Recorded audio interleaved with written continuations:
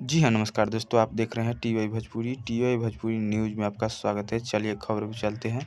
खेसारी लाल यादव जी का new song का poster आ गया है। आप लोग नहीं देखे हैं तो हमारे स्क्रीन पर दिखाई दे रहा होगा। जो एसआर के म्यूजिक से आने वाला है, जो रंग दे बसंती मूवी का सॉन्ग है, जिस गाने को गाए हैं खेसारी लाल यादव और प्रियंका सिंह ने इस गाने को गाई है। और लिरिक्स दिए हैं ओम झा और लिरिक्स दिए हैं सत्या और म्यूजिक दिए हैं ओम झा जी ने म्यूजिक दिए हैं।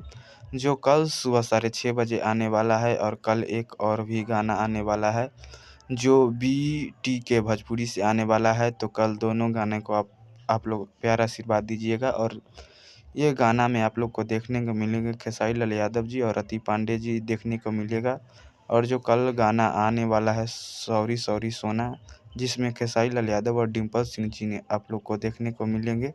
तो फिर मिलते हैं अगली वीडियो में। जय हिंद, जय भारत, जय भोजपुरी।